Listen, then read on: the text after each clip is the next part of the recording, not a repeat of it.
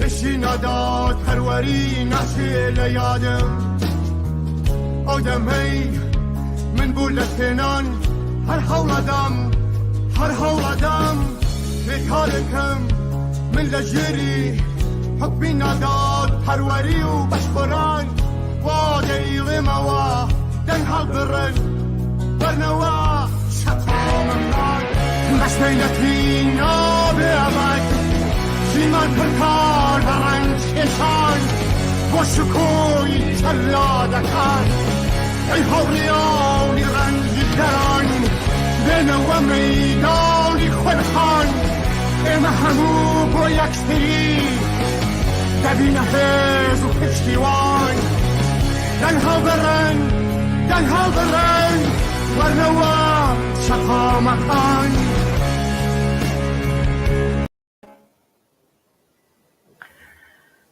بینەرانی خۆشەویستم کاتتان باش لەگەڵ بەرنامەی ڕاستەخۆی دیکە لە خزمەتەوەی ئازیزداین. ئازیزان هەروەک ئاگادارن زیاتر لە یەک هەفتەیەکە اعترازات بە گیانبەخکردنی ژینا بەدەستی هێزی گەشتی ئرشاد لە تاران ئۆگزەرێت و زۆ هەر ئەم بوو بە باعث تووڕێی خەڵک و زیاتر پێم وابن 9 ڕۆژەکە ئەم خەڵکە لەسەر شەقامەکان و ئیسا خواستەکانی گەشتی ئرشاد یا نەمانی حجابی زۆرم لێ ئجباری پەرەیسەند و ئیسلامیە. هەر بەم بۆنەوە من چەند میوانێکم لە بەرنامەکە لەگەڵا هاوڕێ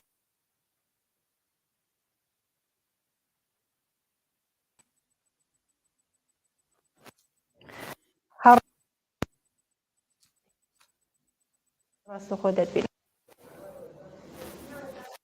سڵاو بۆ ئێوە هاوڕە ڕێزان هاوکارانە تەرەوەها سڵاو بۆ بینەرانی عەزیز. ویستم ئاگادارت کەم دەنگت زۆر قەتع و وەسڵ دەبێت نازانم دەنگی من چۆنە.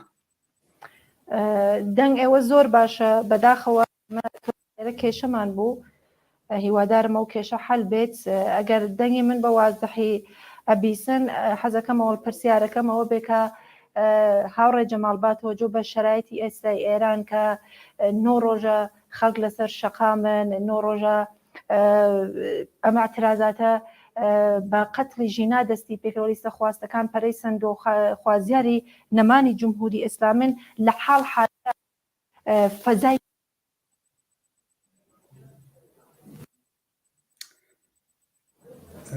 لە حاڵ حاضرە فەزای سیاسی قەتع بوو بەڵام حەس لێدەم منزورتەوەیە کە لە حاڵ حاضرە فەزای سیاسی چۆنە وانە بەداخەوە دەنگی تۆ نابیستم هاوڕە ڕێزە. هاوڕێیان ئەگەر کێشێک لە ئینتەرنێتەیە تکایە هاوڕێ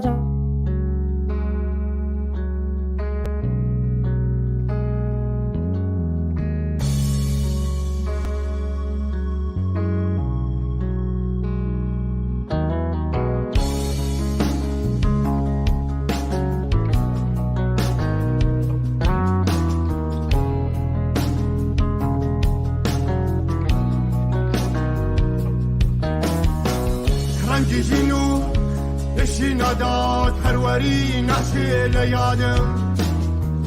آدمی من بولتنان هر حولدم بکارکم من لجری حکمی نداد هروری و بشبران واده ایلموا دن هالبرن برنوا شطا ممنان مسئلتی نابه عبد زیمان پرکار برن چشان و شکوی چلادکان ای حوریانی رنجی دران بنو میدانی خودخان اما همو با یک سری دبین حیز و پشتیوان دنها برن ورنوا شقا مکان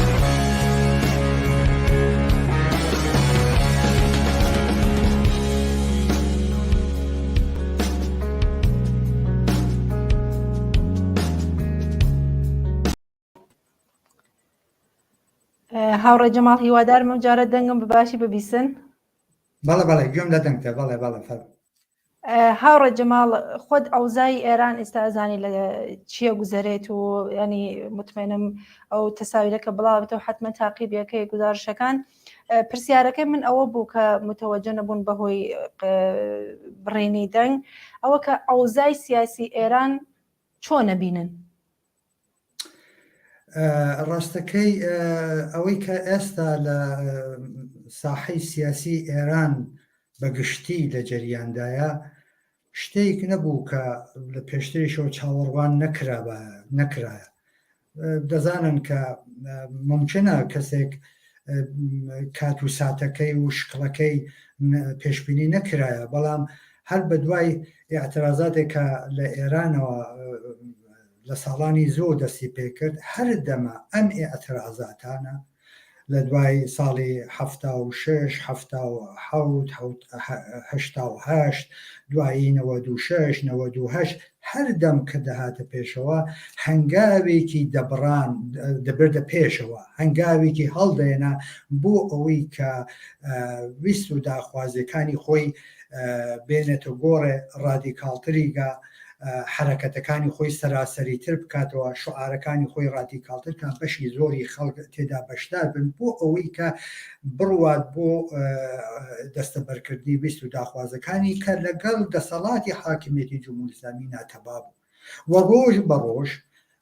ئاعتراز بە ئاعتراز معلوم دەبوو کە ئەم ڕژیمە لەگەڵ ویست و داخوازی سەرەتایی خەڵکی ئێران بەگشتی ناتەبایە، نامۆیە و ئیتر خەڵک لە مەقتەیەک بەولاوە بە تایبەت لە 96 بەولاوە متوەجە بوون کە ئەم ڕژیمە هیچ نوع ئیسلاحێک وەرناگرێت و ڕێگەی خەیابانەکانیان هەڵبژار، ڕێگەی ڕەوش ئاعترازات و ئاعتسابات و ئەوانیان هەڵبژار و چوونە پێشەوە بۆ ئەوەی کە هەواکە عەرزم کردی بتوانن ڕێیزەکانی خۆیان یەک بخەن، ڕێیزەکانی خۆیان سازمان بدەن، ڕێیزەکانی خۆیان بەهێزکەن کە بتوانن ویست و داخوازەکانیان بە کۆماری ئیسلامی بسلمێنن و نەهایەتەن بەرەو ئەوە بڕۆن کە ئێستا ئێمە لە بەرچاوین ئامادەگی ئەوە پەیدا بکەن و بەرەو ئەو ئامادەگیە بڕۆن کە دەسەڵاتی کۆماری ئیسلامی کوردان بەرنەژێر پرسیار و ئەمە ڕەوەندێکە کە لە مێژە دەستی پێکردوە لە ساڵانی زۆر. ئێستا ئەوەی کە ئێمە دەیبینین لە ئیدامەی ئەو وەزیەتەدایە و بە تۆری واقعی هێشتاش بێگومان ئەمە ئیدامە پەیدا دەکەن. تازە ئیتر ڕێگە گەڕانەوە نی، نەبوو جمهوری ئیسلامی ئەو جمهوری ئیسلامی دەتوانێت ببێت و نەبوو خەڵکیش تازە گەڕانەوە ئیمکانیە دەتوانێت ئەو وەزیەتە بێت. بەنابەرین ئێستا ئێمە لە مەقتەیەکەین کە خەریکە هەنگاو هەڵدەگیرێت بۆ ئەوەی کە ئەو ئامادەگیە خەڵک لە نەتیجەی مبارزات و ئەترازاتی خۆیانە ئەو ئامادەگیە بەدەست بێنن و بتوانن ویست و داخوازەکانی خۆیان بسەلمێنن و ئارزوەکانیان بەدی بێنن. هاوڕێ جەماڵ بۆ ئەوەی کە ئەم جونبشە ئەم ئاعترازاتە ینی وەکو تەجروبەی ساڵ 57 دووبارە تکرار نەبێتەوە یا وەکو تەجروبەی بەهاری عەرەبی بەسەرنێت سەرنوشتی بەسەرنێت ئێوە چه پیشنهادێکان چه قسێکتان هەیە لەسەرەوە؟ هەر ئەم ئیتفاقانە ئەم ئیتفاقی ئەم حرەکەتانە کە من باسم کرد ئەو ڕەوەندە کە من باسم کرد لە ساڵانی زۆر دەستی پێ کردووە ڕۆژ بەڕ و هەر حرەکەتێک و ساڵ بە ساڵ و هەل ئاعترازەکە ڕادیکالتر بووتەوە، هاوبەستێکیە زۆرتر بووتەوە، خەڵکێکی زۆرتر تێدا بەشداریان کردووە، شوعارەکان ڕۆشنتر بوونەتەوە. هەمووی ئەمانە بە ئێمە دەڵێ ڕەوەندێکی تەبیعیە. ئەم ڕەوەندە تەبیعیە ئیدامەیە پەیدا دەکات تا ئەوەی کە بزوتنەوەی ئاعترازی لە ئێران بتوانێت بە ذاتی خۆی بە ئیمکاناتی خۆی بە هێزی خۆی مستەقل بێتەوە و ئیمکانات و مەلزوماتی ئەوە فراهەم کات کە بتوانێت کۆتایی بە عمری دەسەڵاتی کۆماری ئیسلامی بێنێت. تمشاکەن ئەوە کە ئێوە باستان کرد ساڵی 57 ئاعترازاتەکان کرا مەودا نەبوو، بلافاصلە دەسەڵاتی مەزهەبی حاضر و ئامادە سواری ئینقلاب لە بەهاری عەرەبیدا ئەوەی کە پێدەڵێن ئاعترازات و ناڕزایەتەکان مەجالی نەدا ئەم ئێترازات و مبارزاتە ئەو ڕەوەندە تەبیعیە خۆی بباتە پێشەوە و خەڵکی ڕاپەڕی و خەڵکی ستەمدیدا خەڵکی زۆر لێکراوی ئەو شوێنە بتوانن مەجای ئەوە پەیدا بکەن لە نێو خۆیاندا شکر و سازمان و ڕێبەری خۆیان پەیدا بکەن و ئیمکانات و مەلزوماتی ئەوە پەیداکەن خۆیان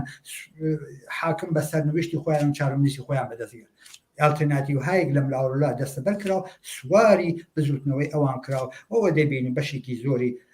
بەداخەوە کپ کراوەتەوە و ئێستا ئەم بە بڕوای من ئەمە بلوغێکی سیاسیە کە ئێمە لە بزوتنەوەی ئاعترازی لە ئێرانە دەبینی.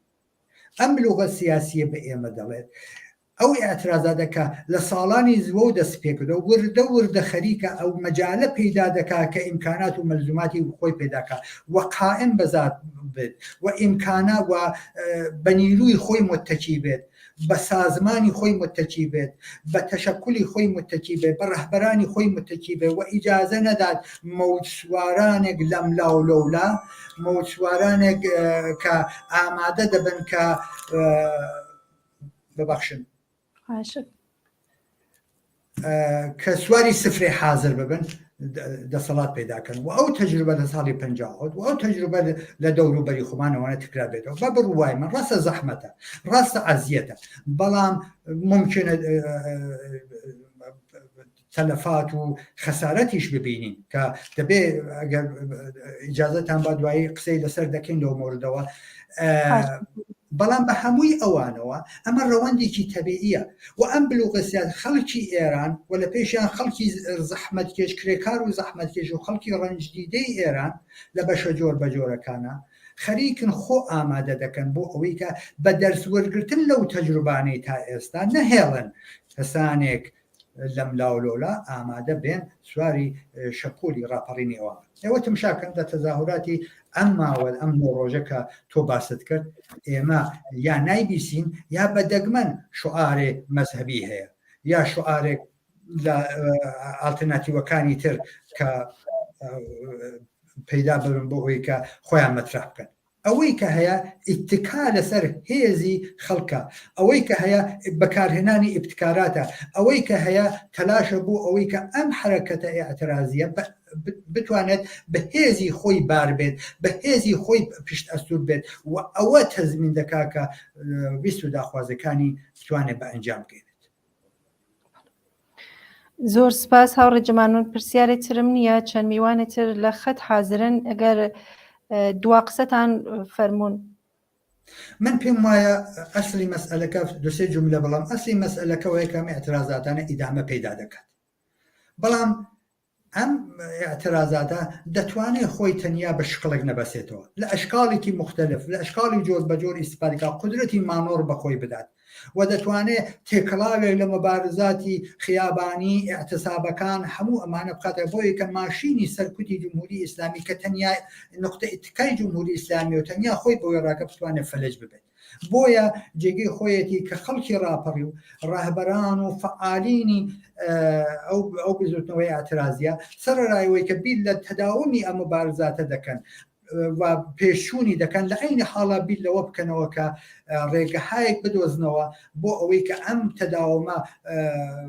شکل بگرێت و لە عینی حاڵا ئیمکانی سەرکوتگەری بن لە جمهوری ئیسلامی سەر بکات و نەهێڵێت بەم لە حازەوە زەربەیەک بۆ بزوتنەوەی بگەێت.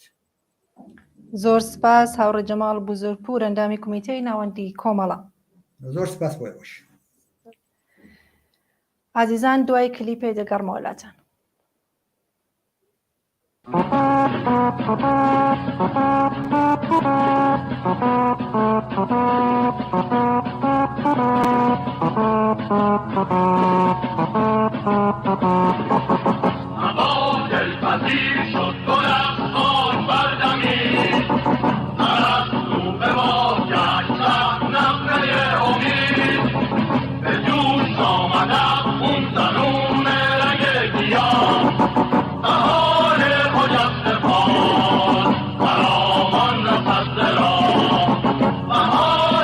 مجسمه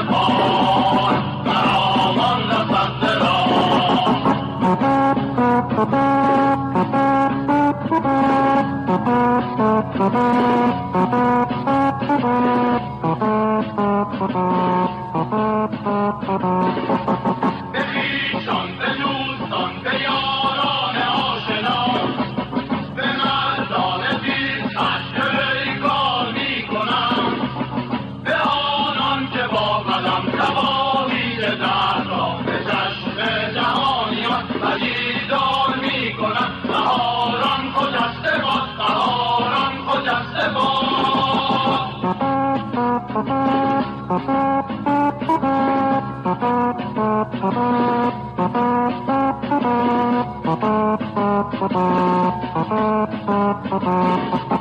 و این بندگی و این بار فقر و زخم سر تا سر جهان به هر صورتی که هر چگونه و گسسته باد، چگونه و گسسته باد.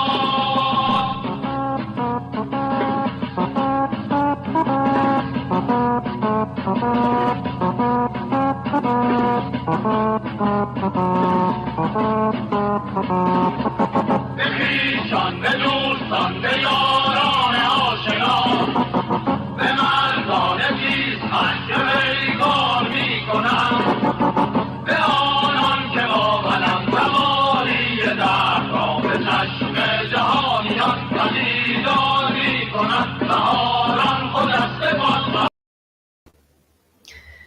مەڵێ عزیزان، ئێستا خاتوبەیان ئیبراهیم ڕۆژنامەنووس چالاک و نووسەر لەگەڵمانە. خاتوبەیان زۆر بەخێر بێن و سپاس کە داوەتەکەمان قبول کرد. بەڵێ خاتوبەیان دەنگ منە بیستن؟ بەڵێ بەڵێ باشی زۆر سپاس، زۆر مەمنون کە داوەتەکەمان قبول کرد و لە بەرنامەی ڕاستەخۆ بەشدار بووی. بژی زۆر سپاس بژی. خاتوبەیان لەسەر ئاعترازەکان ئێران وەکو ڕۆژنامە نووسێک، وەکو نووسەرێک و چالاکێکی مەدەنی، چ قسێکت هەیە لەم ئاعترازاتە چۆن دەبینی؟ تۆزێکمان بۆ باسکە. زۆر سپاستانەکەم کە منتان بەسەر کردەوە. زۆر خۆشحاڵ بۆم ڕێزان خان، زۆر سپاس بۆ ئێوە و بۆ کەناڵەکەتان. خۆی ڕاستیەکەی ساڵانێکی زۆرە کە خەڵکانی ئێران، کۆمەڵگای ئێران، میلەتی ئێران کە جۆرە ناهەمواریەک و جۆرە ناومێدیەکی لەلایەن حکومەتی ئێرانەوە بۆ دروست بووە. ئەویش مەسەلەن سەبارەت بە چوونێتی برسێتی، سەبارەت بە چوونێتی سەپاندن، سەبارەت بە زۆر شت. ئەگەر ئێمە بگەڕینەوەنێ بۆ ساڵانی پێشوو چەند ساڵ پێش ئێستا خۆپیشاندان کرا بۆ نمونە یەکێ لە خۆپیشاندانەکان گوێت لێمە ڕێزان خان؟ بەڵێ بەڵێ فەرموون. بۆ نمونە یەکێ لە خۆپیشاندانەکان شۆڕشی سەوزی 2009 بوو. بەڵام لێرەیە لە دۆسیەی ژینایە بەتەواتی ئەم جاریان میلەت تەقیەوە. ئەم جارە خۆپیشاندانەکانی جیاوازی هەیە لەگەڵ خۆپیشاندانەکانی ترە. ئەم جارێ دۆسی ئەم ژینایە کە بەدەستی پۆلیسی ئێران، پۆلیسی کولتوری ئێران کە ئەم خاتوونە شەهید کرا، ئێستا لێرەیە دۆسێکە تەنیا دۆسی ژینانیە، تەنیا پێویستی بە سەرپۆژ و نەژاد پەرستیەوە نییە، هێندەی ڕاستڵەکینە دژی سەپاندن، هێندەی ڕاستڵەکینە بۆ هاواری ئازادی، هێندە ڕاستڵەکی نییە بۆ حاڵەتی کوشتنەکەی ژینا. ڕاستەکە کوشتنەکەی ئەو کارێکی قورس بوو وەکوژن، بەڵام خۆ چەندین جاری تر ژنانی تر کوژراوە. یەکێک لە نمونەی مانگێک پێش ئێستا خاتوش لێرەکە بوو کە لە مەریوان کوژرا، خۆی هەڵایە خوارێ، زۆر شەی ئافرەتی تر کوژراوە. بەڵام ئێستا لێرە کێشەکە ئەوەیە کە مەسەلەن دۆسیەی سەپاندن هەیە. اینجا یەک شتی تر هەیە لێرە کە ئەم خۆپیشاندان ئەوەی کە شتێکەیە کە گرنگە تایبەتمەندی هەیە لێرە، تایبەتمەندیەکانی ئەوانەی کە لەم خۆپیشاندانەی ئێران چ شتێک شقڵێک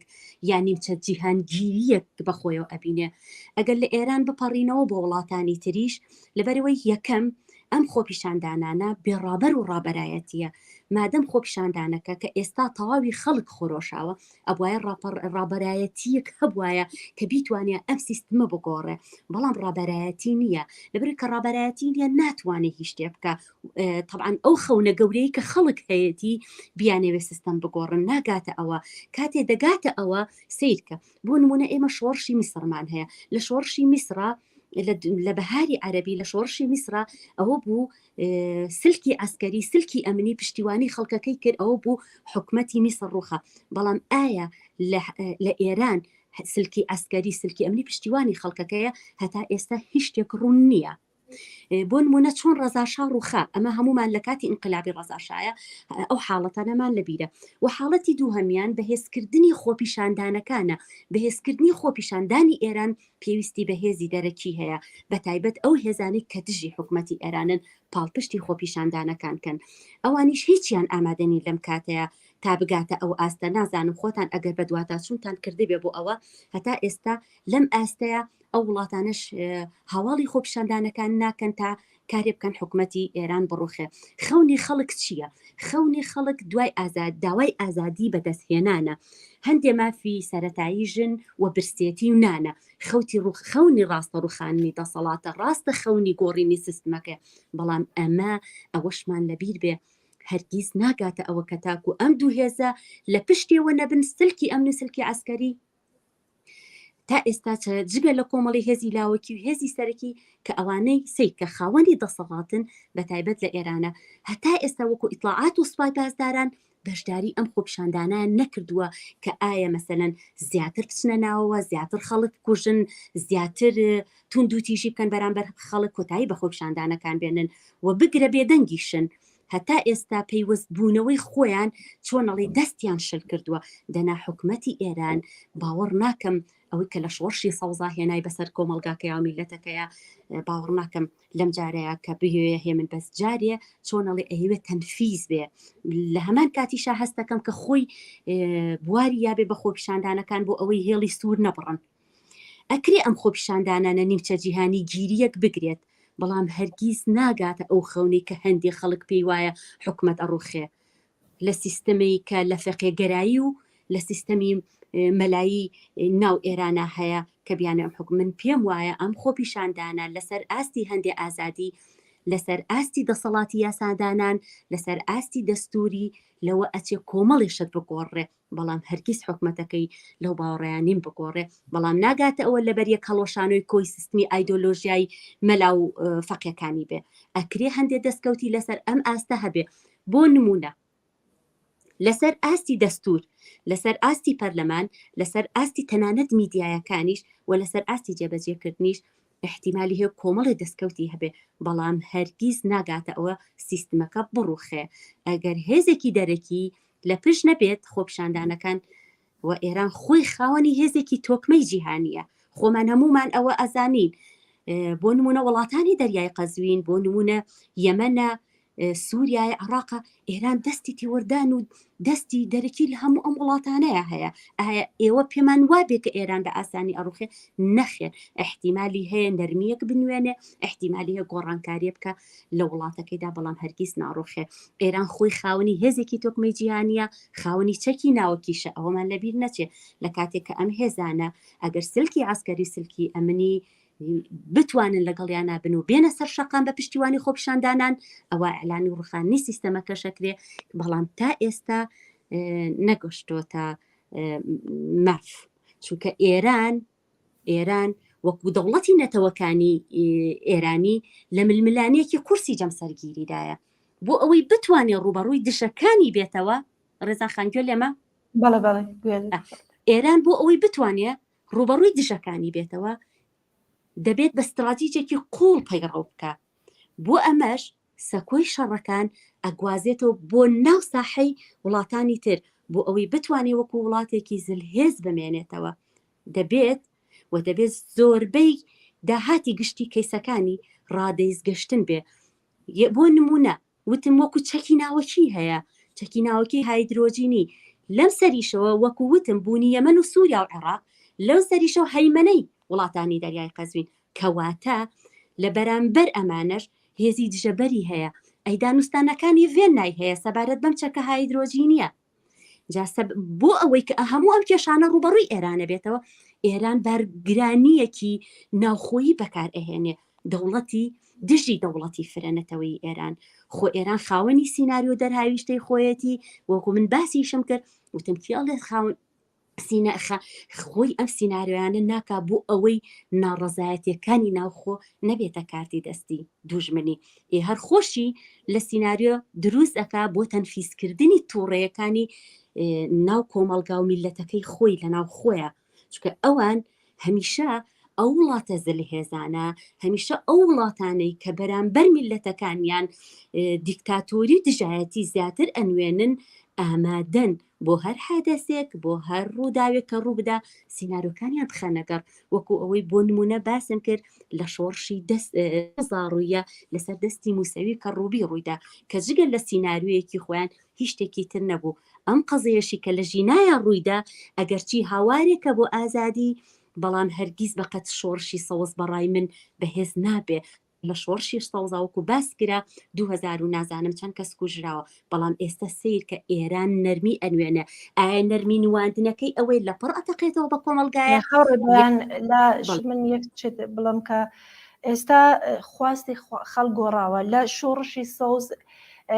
شعارەکان ئەوە بوو کە بە فارسی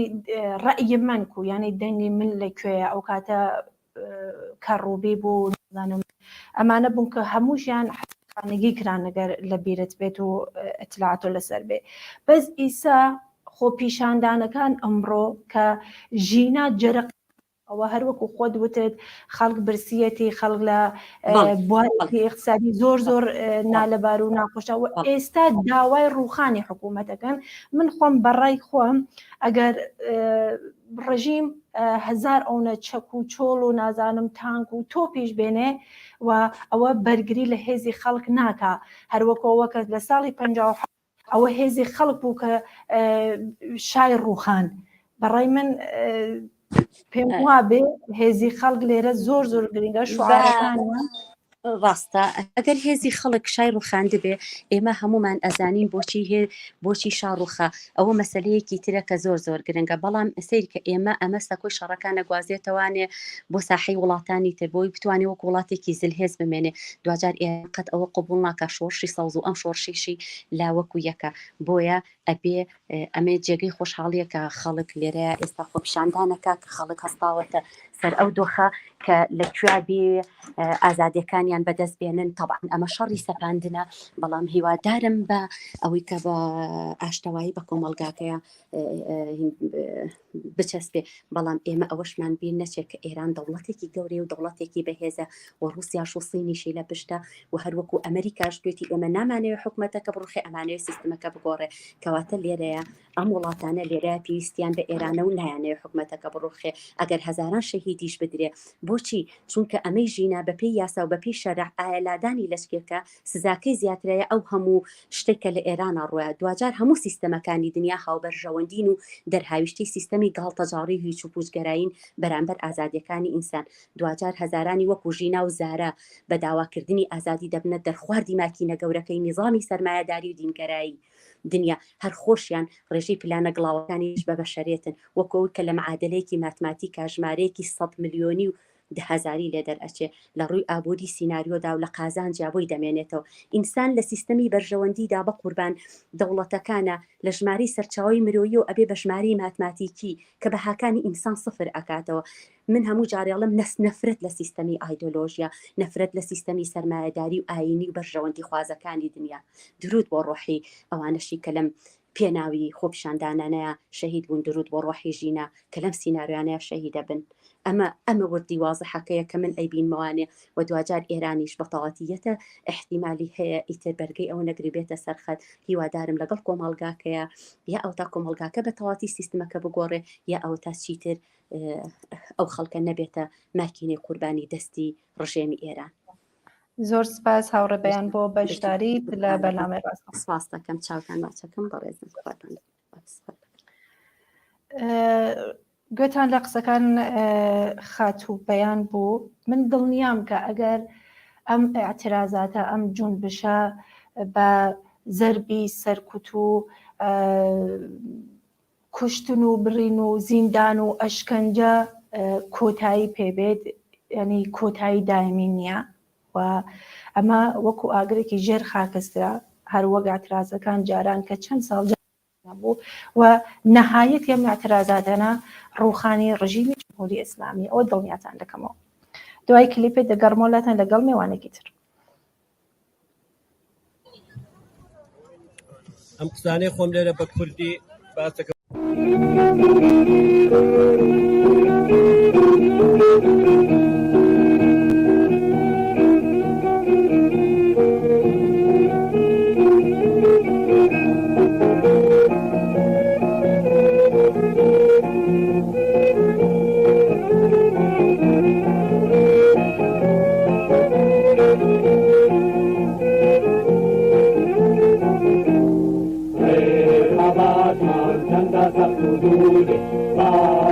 دورمان کلپی آگیر به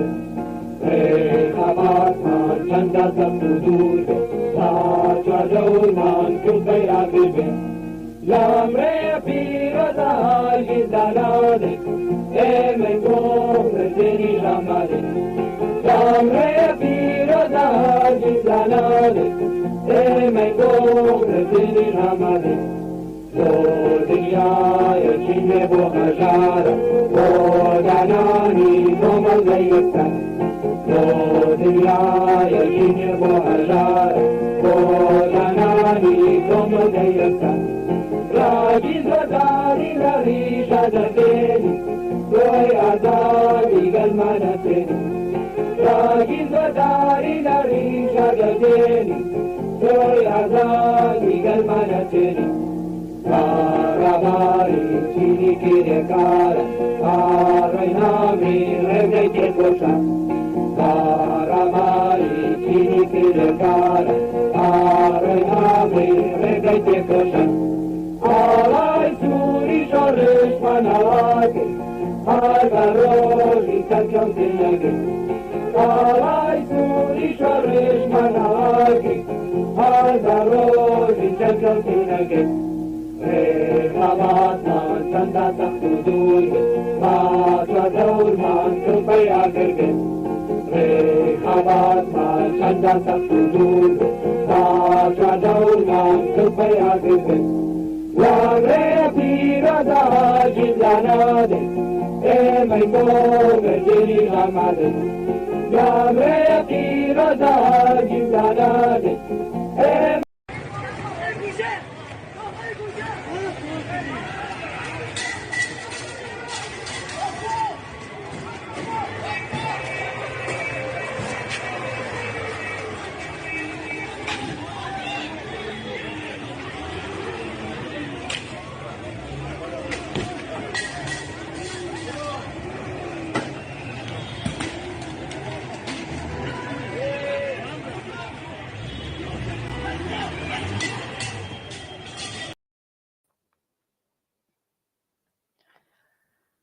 بەڵێ عزیزان ئێستاش میوانی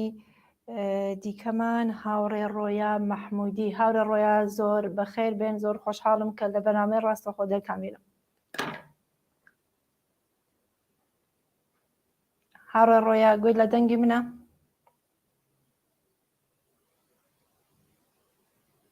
هاوڕێ ڕۆیا من دەنگی هاوڕێ ڕۆیا نابیسم هاوڕێ ڕۆیا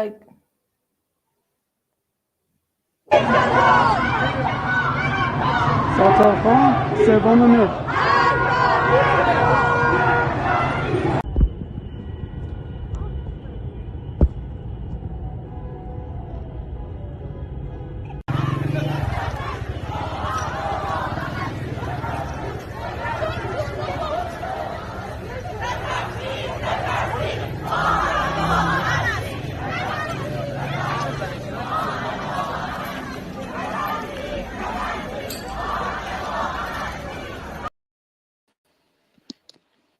هاوڕێ ڕۆیا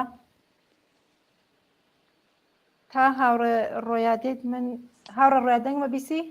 من سایت تۆ نابیسم بەس من سایتەوە بیسم نازانم مشکڵەکە چییە هاوڕێیانی کۆنترۆڵ دەنگ من ناچێت بۆ هاوڕێ ڕۆیا تا مشکلی دەنگەکەمان هەلە بێ من پەیامێکمان بۆ هاتووە دوو پەیام دەیخوێنمەوە نووسێ سڵاو هاڕێیان ماندوو نەبن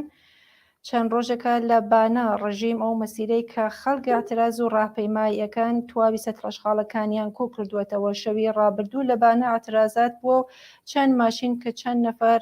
ڕووپوش لەسەری بووە بە دوکانداران ئەختاریان ئەداکە دوکانەکانیان داخەن و چەند نەفەر کە یەکیان ژن بوو لە بەردەمی مزگەوتی جامەبانە دەستگیریان کرد وحشەتی دەوڵەت لە بانە زۆر جوان دیارە و مدام ناوشار پڕە لە نیروی مەحەلی و غەیرە کورد و زۆر جار خەڵکەگرن دوایی داوای کردگە کە لە بین مساحبەکانە کلیپ زۆر بڵاوکەینەوە دەستخۆشیشی کردگە هەڵمەت لە بانە هاوڕێترمان داوای کردووە کە دووبارە مساحبەکەی هاوڕێ ئیبراهیم عەلیزادە پاشکەینەوە کە ئەگەر مەجال بێت حتمما بەسەر چاو. هاوڕانی دەنگ کنترۆل دەنگی مشکل دەنگەکە حەل بوو. هاوڕێ ڕۆیا دەنگی منی سا بیسن هیوادارم ببیسن. یەکسەر دەنگەوەش قەت بوو بۆ من.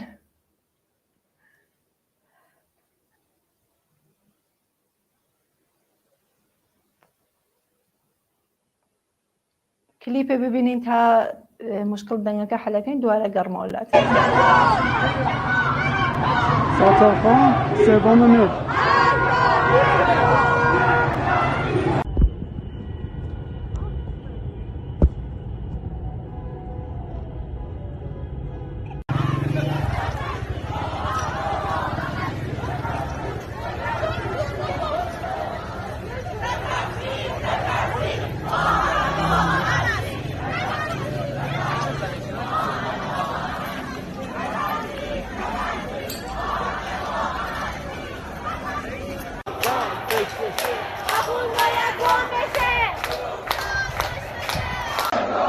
سه مهر 1401 دانشگاه تهران کوی دانشگاه.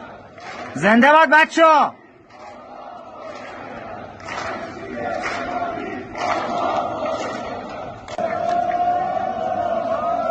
همه مسئول حراست رو هو کردن که خواست جواب بخوابونه و سلام کرد به بچه‌ها، هیچ کی جواب سلامش هم نداد. آمپلیفایر هم وصل کرد، بچه‌ها دست از هم صدایی بر نداشتن.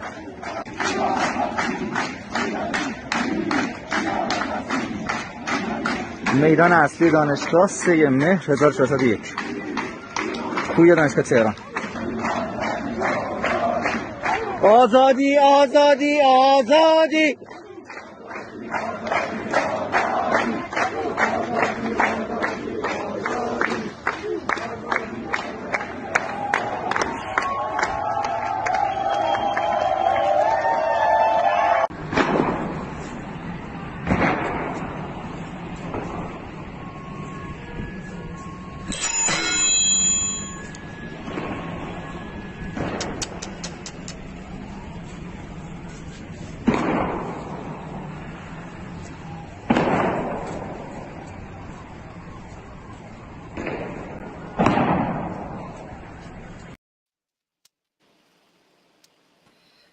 هاوڕێ ڕۆیا ئیسە دەنگمە بیسن؟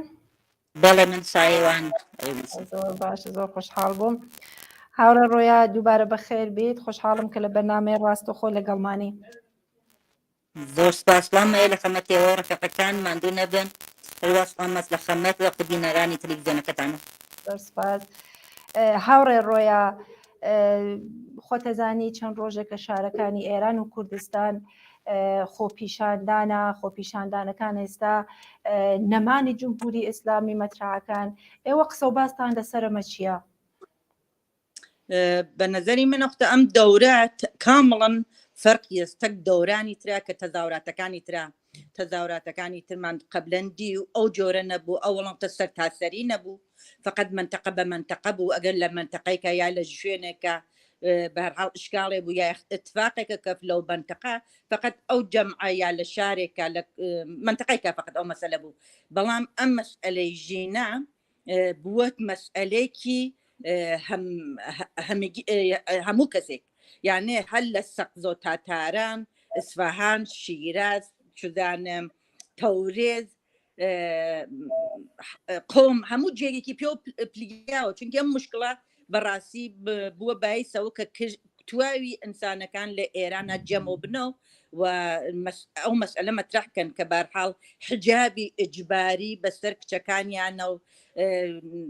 بەدبەختی چزانم بە شکنجەکردن مناڵەکانیان بوون قایمیکەن یا مناڵەکانیان لە ڕۆخانەکانە جەنازەکانیان کێشنە دەرەوە. کولی ئەم چگەلەکە لە دەورانی ئەم چەندین 43 ساڵە جەمی کردووە جمهوری ئیسلامی ئەتدایە دەرەوە بە موعزیەتە کە نیشکێکی جوان کە تەک بنەماڵەکەی هاچێ بۆ مسافرەت بەداخەوە جنازەکەی تێرێتەوە خانەوادەکەی کە چی حجابەکەی مەسەڵەن چکێک دروست و حەساوینەوەگە یا قژی بە دەرەوە بووگە باعثەوە، یانێ ئۆغدەی 43 ساڵی جوانەکان و ئینسانەکان لە ئێرانە دایە دەرەوە بە شدەت وە گشتی هاوپشتیوانی کرێتە. ئەم مەسئلە مەسئلەی کورد نەبوو، مەسئلەی فارس نەبوو، مەسئلەی تورک نەبوو، ئەمە مەسئلەیەکی عمومیە و جەمعیش گرۆختە گشتیاتە بەرەوە پشتیوانیان کرد لە جیای ژینای هەزاران هەزار ژینە هاتە ناو خیابانەکان لە جیای یەک بنە ماڵەکە احساس ناڕەحەتی و دڵتەنگی و احساسی یۆختە ئازاداری کە هەزاران خانەوادە احساسی ئازاداریانەکە بە مەرگی ژینە ئەوانە بووە باعثەوە کە کەم بە هەرحاڵ ئەم دەورە کامەڵەن فەرقکە مردمێکی زۆر بڕژگێتە ناو خیابانەکان داوا بکەن کە بە هەرحاڵ ئەم زەڵم و زۆرە لا برگێت و داوای نابودی و ڕووینە دەرەوەی دیکتاتور بکەن دالعنق چگەل وانەوەگە بووگە مەسەن بۆ شدەتە دوای شعارگەل هاو پشتیوانی کەن کە کورسان تۆ تەنهانی ئێمە ژینە تەکتا بەلوچ تەنهانیە ئەم تەنانی ئەمانە گشتی شعارگەلێکە کە واقعا زۆر زۆر مهمە دەستاوەردگەلێکی 43 ساڵەز و ئەمە بووگە باعثەوە کە ئەمڕە هەڵبەستگیکی فرەتریت یابێ یعنی لەم تەزاوراتگەلە و خود پیشاندانگەلە بجۆز هاوبەستگی ئینسانەکان و بجۆز ئەوە کە مشکڵەکانیان گشتی جەمعیە چێتر نابینم و ئەوە جیەیەکی زۆر دڵخۆشێنەس بۆ ئێمە هاوڕێ ڕۆیاوتان ئەم خۆپیشاندانە جیاوازی هەیە لەگەڵ خۆپیشاندانەکان دیگە و جیاوازی گەلە چییە؟ جیاوازیەکانی هەروە کە وتم ئشارەم پێ بکرێت ئەوەسە کە تەنها حجابی ئەجباری فقط بە کورسان و ڕەبتی نیە بە تواوی وەختە مردمی ئێران و ڕەبتیت برسکەتی فقط بە کورسان و ڕەبتی نیە تواوی وەختە جوانەکانی وەختە لە تارانەوە بگرە تەورێزە بورە کرماشانە بورە مەریوانەوە بگرە هەر کوێنێکەچی یەک عاڵەمە جوان هەست کە بێکارە مشکلات زندگی هەست چزانم برسیەتی هەست کەمبوت ڕفعگەلە اجتماعی هەست ئەوە نەختە گشتی جەمعەتەنا بە یەک جێگە ناگرێتەوە ئیسە بە جیاوازی گەلێکەوە کە مەسەڵەن کوردەواری شاید تعداد یا دەرسەدێکی فرەتر لە شوێنەکانتر بێکار جوانی بێ یا معتادی بێ لەم منتەقەکە تاو منتەقەتی وەێ بە هەرحاڵ مشکڵێکی عمومیە لە جامعە برسیەتی وەختێنە چودان وەختە زڵم و زۆر عمومی بوو بەسەوە تەنا زڵم بە کورد ناکرگێ بە بەلوچیە کرگێ چودان تەنا جوانگە لەختە کوردەواری ناکوژگێ جوانگە لەختە فارس و عەرەب و تورکیژە کوژگێ لە وڵاتە کە بێ حقوقی بەتوە ئینسانەکانە کرگێت چونکە جمهوری ئیسلامی بجە زڵم و ستەم شتێتی ناوەرگە لە ئەرغمانە بۆ ملەتە ئێران ئیسە نایژێ من کوردم نایژێ من فارسم نایژێ من ئێژێ ئێمە گشتمان وەک یەک ئەوە شتێک ئەم شعارە شعارێکی زۆر زۆر مهمە شعارێک ئادێژێ ژن ئازادی زندگی یانێ چە سێ چتی مهم کە واقعاً فرەت تەئسیریەت کە قەبلەن نەبووگە ئەگەر جامعەیەکە بەوە باوەڕیانست کە بابە تۆ ناتوانیت زڵم کە بە نیمە لە جامعەکە تۆشی ئازادی بێ بەم جامعە ئەشێ ئەم مردمە وەک یەک بێت شان بەشانی یەک پیاگ و ژن وەسەیەک بە هەرحاڵ ئەوانە کامڵەن فەرقەکە شعارەکانیان هاوبەستگیەکانیان شعارگەلێکی بەڕاستی ئینقلابی شعارگەلێکی هاوبەستگییان هەست بە یەکە و تەفرەقە نیە لە بینیانە هیچ مەسهەبێ نەیتوانیگە هیچ زوانێ نێتوانیگە ئەو تەفرەقە قاتە بێن و ئەو جێک زۆر خۆشحاڵیە بووم من و بۆ هەزاران وەک من کە بە هەرحاڵ ئەم چگەلە لە بەرچاویان نییە فقط مەسئلەیان ئازادیە نەبوونی جمهوری ئیسلامیە دەرەوبوونی ئەوانە سەر لە جامعە و بتوان نەختە ژیانێکی باشیان بێ و بە هێنێکی دەستاوەردێکی فرە گەورە و بێنە بەرەوە بەڵێ هاوڕێ ڕۆیا پەیامتان بۆم ئاعترازاتە بۆ خەڵکی ئازادی خواز بۆ ئەو کەسانەکە لە خۆپیشاندانەکان بەشدارن یا ئەو کەسانەکە نا هەر لە ماڵەوە سەیری خۆپیشاندانەکە دەکەن پەیامتان چییە وەکو ئاخر پرسیار پەیامی من بۆ تواوی ئازادی خانەکانی ئێران چە بە کورد بە تورک بە عەرەب بە بەلوچ بە هەر کامیان فقط ئەوەسە پشتیوانی کردن یەکترین بە تەنهایی ناتوانین ڕزگارمان بێ بەدەستی جا ئەم جمهوری ئیسلامی و ئەم دیکتاتۆرۆ مەگەر ئەوە کە هاوپشتگی یەکترینمان بێ ناوێ ئەفتە لە یەک پشتکەین دوومین پەیامی من بۆ کوڕە ئەرتشیەکانە بۆ کوڕە پاسەبانەکانەوە قەوڵیاندا کە لە ملەتەکەیان موازبەت بکەن نە بە جاش و پاسدارەکان من لە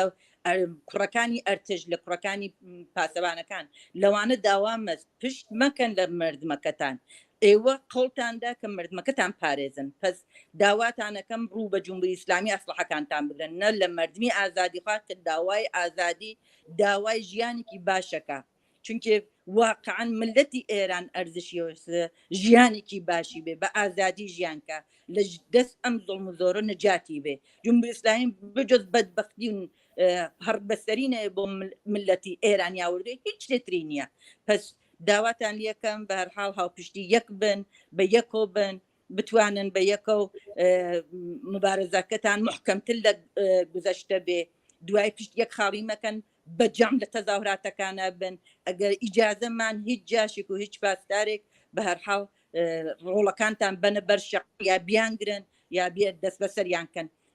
پشتیوانی خۆتان بە یەکە محکەم بوون خۆتان شعارەکانتان یەکێ بێت و ئارزوی فقط سەرکەوتنم بۆتان هەست حتا بە یەکۆ بین سەرکەوتنمان نزیکترە و جمهوری دیکتاتوری ئیسلامیش حتمەن ئەڕۆخێ ئارزوی پیرۆزی و موافقیت مەست بۆ تەکتەکی ئێوە و ئارزوی سڵامەتی و تەندروستی مەست بۆوانەوە زەخمی بووگرنە مدەتە و ئومیدوارم کە هەرچێ زووتر بەهبوودی خۆیان بەدەست بێرن و سەرخۆشی خۆمەکەم لەو بنەماڵەگە لەو ڕۆڵەکانیان یا کەسەکانیان لەم چەند ڕۆژە لە دەستداگە ئومیدوارم کە موافق و پیرۆز بن لە ئاعتراز و ئەکسیۆنی خۆتان ئێمەش لە دەرەوەی وڵاتە هەرچی لە دەستمان بێ پشتیوانیتان لەکەین بە ئومید پیرۆزی و بە ئومید نابوودی جمهوری ئیسلامی یەک دنیا سپاس بۆ ئێوەش کە منتان داوەت کرد خۆشحاڵ بووم بۆ تۆ هاوڕە ڕۆیای عەزیز خۆش بی مەمنونم دەستان خۆش بێ ماندوو نەبن زۆر سپاس هاوڕە ڕۆیا بە نوکتە زۆر باش ئشارەی کرد هەر ئەو کەسانە کە لولەی تفەنگەکانیان ڕوو بە مناڵی هەژار و فەقیری خەڵک گردۆ تەقەیان لێکەن و قەڵتانی خۆیانەکەن هەر ئەوانە ئەگەر هەر ئەمڕۆ پاشەکشە نەکەن لە دوا ڕۆژی انقلابلا لە دوا ڕۆژی ئازادی ئێرانە ئەبێ لە بەرامبەر ئەم خەڵکە جوابگو بن ئازیزان چەند پەیامێکمان بۆ هاتکە بەڵام دوای بینینی یەک کلیپ دێمەوەلاتان و پەیامەکاندان بۆ دەخوێنەوە ساتارخان سوم متر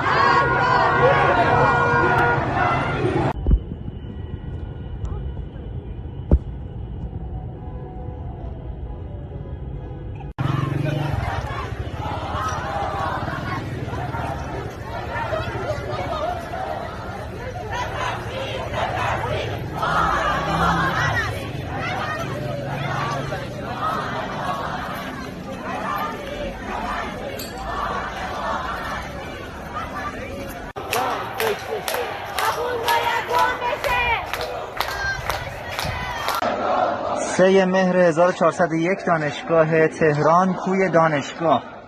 زنده باد بچه‌ها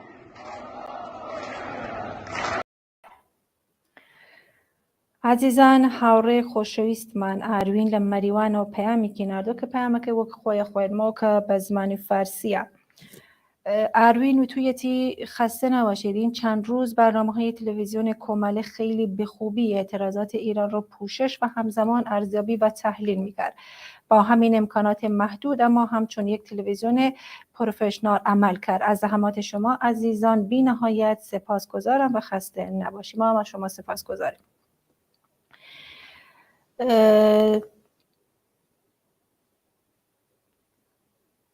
پەیامێکمان بۆتە کە نەنووسراوە کێو لەکوێنە نووسێ سڵاوتان لێبێت ئێمە پێمان وایە ناڕزایەتی و خۆپیشاندان لە ئێران و کوردستان درێژەی ئەبێت بۆیە داواکاری لە حیزبەکان نەک بۆ ئێستا بەڵکو بۆ داهاتوو لە ئێستاوە خۆیان تیار بکەن بۆ جوڵەی نظامی هاوڕێترمان لە شاری سنەوار بە زمانی فارسی نووسیەتی بۆتانی دەخۆنمە نووسێ سلام رفقا اگر امکان پذیر هست از هنرمندانی که سابقا با تشکیلات کماله بودن اما حال به هر دلیل نیستند دعوت به عمل آورید و در برنامه زنده پیغام خود را برای مردم کردستان بفرستید با تشکر آزاد از سنندد ئازادی خۆشەویست تلڤیزیۆنی کۆمەڵە لەم ماوە بە پەخشی ڕاستەخۆ چە فارسی چە کوردی تریبونێک بوو کە هەموو کەس دەیتوانی بێت لێنە پەیامەکەی خۆی بات ئەو کەسانەی کە بەرژەوەندی خەڵکیان دەوێت بە دڵنیاییە دەتوانن بەشداری ئەم بەرنامە بن پەیامێک تریش هاتووە کە دەڵێ سڵاوتان لێبێت منیش ئەمەوێ سپاس و پێزانینی خۆم ئاراستەی هەموو کارمەندانی تلڤیزیۆنی کۆمەڵە بکەم کە ئەم ماوەیە ڕۆماڵی نەڕزایەتیەکانی ئێرانیان کرد بژین و ماندوو نەبن ڕێباز لە مەریوانەوە زۆر سپاس بۆ ڕێبازی ئازیز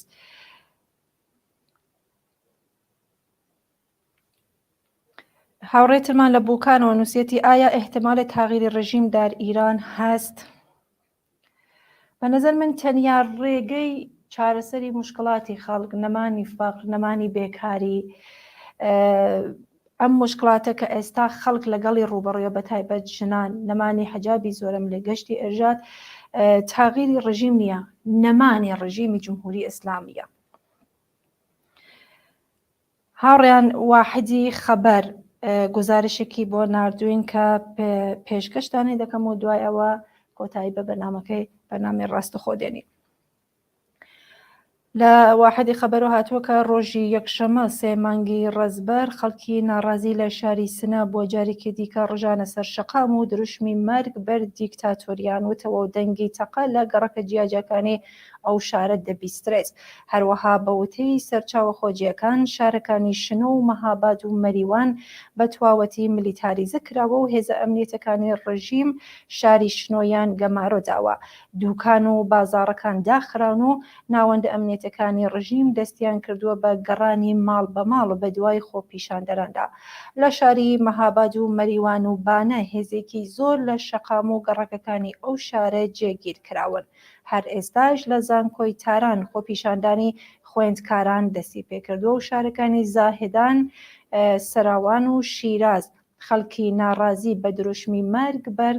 خامنەئی ڕژاونەتە سەر شەقام و سەنگەربەندیان کردووە و لەگەڵ هێزەکانی ڕژیم تێکەڵچوون ڕوویداوە هەروەها لە شاری تۆرێزیش خۆپیشاندان دەستی پێکردووە لە گەڕەکەکانی ئەشرەفی سەتارخان و حەفت حوز خۆپیشاندەران شەقامەکانیان داخستووە و دژ بە بەرپرسانی باڵای ڕژیم دروشم دەڵێنەوە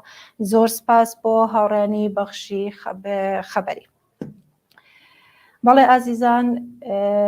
گەیشتنە کۆتایی بەرنامەی ڕاستەوخۆی ئەم شەو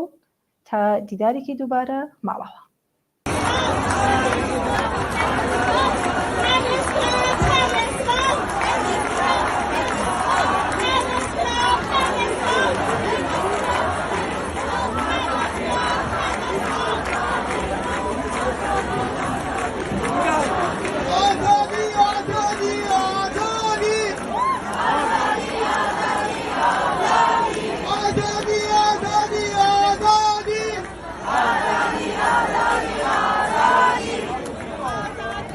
از طرف کمیته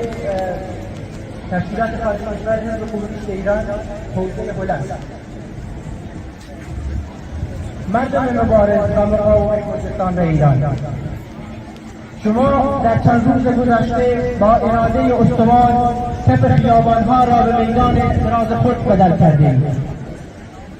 در 28 شهریور ماه نیز یک اعتصاب عمومی را با موفقیت برگزار کردیم. دست دستک شما همراهان را به گرمی می‌فشاریم که در چند روز اخیر پرتقام با رژه و میتینگ خیابانی و با سینه سپر کردن در مقابل گلوله دشمن انزجار و نفرت خود را از جنایت به قتل رساندن مهسا امینی اعلام کردیم و همچنین افتخارآمیز قدرت توده مردم ستمدیده را به نمایش گذاشتیم. در این روزها پشواک مقاومت و فداکاری شما از مرزها عبور کرده و توجه همه جهان را به خود جلب کرده است. شما مردم کردستان در این مبارزه و مقاومت با شکوه تنها نماندید. در این چند روز در تهران، مشهد، اصفهان، تبریز و چندین شهر بزرگ دیگر شاهد حمایت شجاعانه مردم ایران از کردستان انقلابی بودید. البته این حمایت تصادفی نیست. زمانی که درها مشترکند طبیعتا فریادها هم مشترکند. همچنین مشاهده کردیم که چگونه بخشی از جامعه آزادیخواه در سطح جهان به صدا درآمد و علیه رژیم اسلامی اعلام روزه کرد و حمایت خود را از مبارزات شما اعلام نمود. طی این چند روز ما دستاوردهای زیادی را کسب نموده و قدرت مبارزاتی متحدانه خود را یک بار دیگر تجربه کردیم. با این حال ما هنوز در مسیر رسیدن به پیروزی نهایی راهی دراز دشوار پیش رو داریم. این راه دراز برای پیمودن روحیه مبارزاتی می‌طلبد. اعتصاب عمومی به عنوان یکی از این تاکتیک‌ها مؤثر و کارآموزان خود را در مقابل رژیم جنایتکار اسلامی نشان داده است. شما مردم کردستان با پیش گرفتن این تاکتیک مبارزاتی بارها جمهوری اسلامی را به عقب رانده و نیروهای سرکوبانش را در مقابل اراده متحد خود به زانو درآوردید. اکنون اهمیت این مبارزه در تداوم آن نهفته است. به همین دلیل وظیفه همه ما چه در کردستان چه در کل ایران این است که این مبارزه همچنان با بیشتر ادامه پیدا کند و ما زمان، مکان و روش هر اقدامی را تعیین کنیم، نه دشمن. با اتخاذ تاکتیک مبارزاتی منطبق با شرایط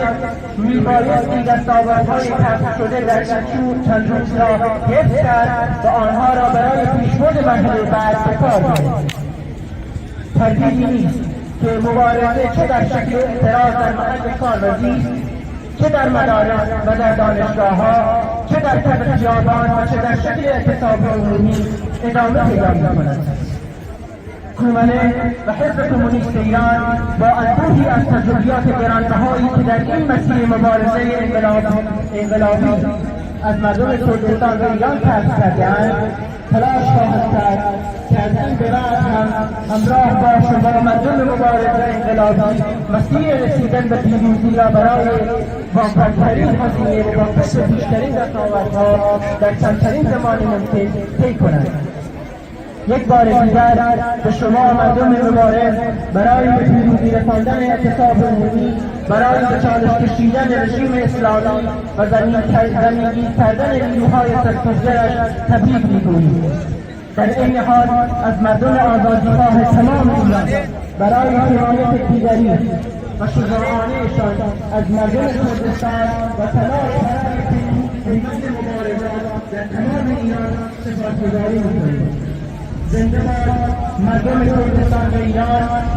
پرتوان باد اتحاد مبارزاتی مردم کردستان با سایر بخش‌های ایران. تشکیلات